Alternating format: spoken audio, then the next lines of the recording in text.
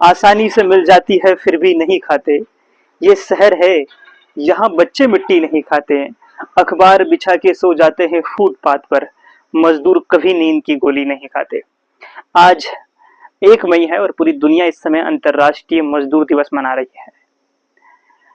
मजदूरों का मानव सभ्यता के अब तक के विकास में सबसे महत्वपूर्ण योगदान रहा है।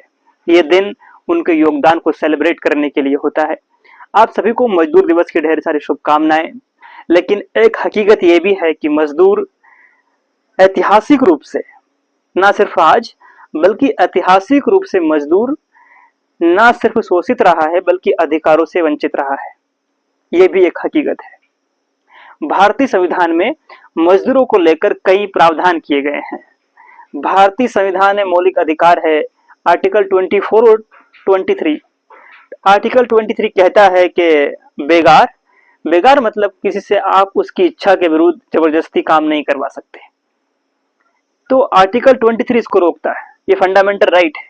और आर्टिकल 24 बाल श्रम को रोकता है। इसके अतिरिक्त आर्टिकल 39 ये बात करता है कि सरकार का यह दायित्व होगा कि वो संसाधनों का समान वितरण करेगी। दूसरी चीज आर्टिकल 39 ही कहता है कि सरकार का यह भी दायित्व होगा कि वो धन के संकेंद्रण को रोकेगी। मतलब किसी एक व्यक्ति के पास धन जमा नहीं होना चाहिए, धनों का जो धन है वो सब में बंटना चाहिए। मतलब विकास का लाभ हर व्यक्ति तक पहुंचना चाहिए, ये कहने का मतलब है आर्टिकल 39 का। संविधान में एक आर्टिकल और है, आर्टिकल 42। आर्टिकल 42 महिलाओं के लिए बहुत महत्वपूर्ण इसलिए है कि जो कामगार महिलाएं हैं, जो काम करने वाली महिलाएं, कामकाजी महिलाएं हैं, उनको लेकर ये मातृत्व अवकाश की बात करता है, प्रेगनेंसी लीव, कि जब बच्चे का जन्म होने वाला है उससे पहले उन्हें मातृत्व अवकाश दिया जाता है। और दो चीजें, एक चीज समझिए कि मजदूर जब काम करते हैं, आप भी कहीं काम करते हो, तो वहां काम के घंटे 8 होते हैं। ये डिसाइड है कानून के तहत है कि भैया किसी भी व्यक्ति से आप 8 घंटे काम करवा सकते हैं। इसके अलावा काम करवाएंगे तो एक्स्ट्रा टाइम में उसको काउंट किया जाएगा और उसे एक्स्ट्रा पैसे देने पड़ेंगे। तो 8 महीने, मतलब माफ कीजिएगा 8 घंटे, दिन में 8 घंटे काम करवाना, और प्रेगनेंसी लीव महिलाओं के लिए, कामकाजी महिलाओं के लिए। इन दोनों को निर्धारण में डॉक्टर बी आर अम्बेडकर ने बहुत महत्वपूर्ण भूमिका निभाई थी। तो ये मजदूरों की स्थिति और भारत संविधान में मजदूरों को लेकर क्या प्रावधान किए गए हैं। और एक चीज है कि मजदूर, ये भी सच है कि मजदूर ऐतिहासिक रूप से शोषित रहे हैं और उनको बाहर निकलने का, मजदूरी से बाहर निकलने का और मजदूर से मालिक बनने का एकमात्र जरिया है कि आप अपने बच्चों को बेहतर शिक्षा दें। जब तक आप बेहतर शिक्षा नहीं देंगे अपनी आने वाली नस्लों को, तो आप मजदूरी के दलदल से बाहर नहीं निकल पाएंगे। मजदूरी कोई खराब पेशा नहीं है, अपमानजनक पेशा नहीं है, लेकिन अगर मालिक बनना है तो आपको अपने बच्चों को सबसे पहले शिक्षित करना होगा। संत गुरु गाडगे बाबा एक बात कहा करते थे, वो कहते थे कि फटे पुराने कपड़े पहन लो, एक रोटी कम खाओ, और यहां तक नौबत आए तो अपने घर के बर्तन तक बेच दो, लेकिन हर हाल में अपने बच्चों को पढ़ाओ। ये बहुत बड़ी बात है।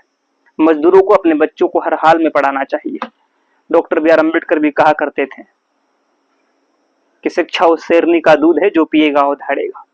और संविधान के आने के बाद इस देश में कई मजदूरों के बच्चे IAS, IPS, IRS, professor, teachers सब जगह पहुंचे हैं। तो ये भारतीय संविधान की देन है। हमें इसके लिए भारतीय संविधान का भी शुक्रगुजार होना चाहिए। दूसरी चीज, आप अपने आप से मजदूरों को एक कमिटमेंट करना चाहिए कि हम अपने बच्चों को बेहतर से बेहतर शिक्षा देंगे। हम अपने लिए जो सुविधाएं हैं उनको कम कर लेंगे, लेकिन अपने बच्चों को सबसे अच्छी शिक्षा देंगे, गुणवत्तापूर्ण शिक्षा देंगे। और शिक्षा बहुत जरूरी है। और अपने आप से कमिटमेंट करना चाहिए मजदूरों को कि किसी अमीरजादे की जी हुजूरी नहीं करेंगे, किसी अमीरजादे की जी हुजूरी नहीं करेंगे, बच्चे हमारे मजदूरी नहीं करेंगे। तो अपने बच्चों को बिल्कुल पढ़ाइए। और जैसा संत गाडगे बाबा ने कहा कि अगर एक रोटी कम खानी पड़े तो खाओ, अगर फटे पुराने कपड़े पहनने पड़े तो पहनो, और यहां तक कि बर्तन बेचने की नौबत आता है जो बेचो, लेकिन अपने बच्चों को हाल में पढ़ाओ। पढ़ाई बहुत जरूरी है। इस वीडियो में फिलहाल इतना ही। आपको वीडियो कैसी लगी कमेंट करके जरूर बताइएगा। Thank you so much for watching.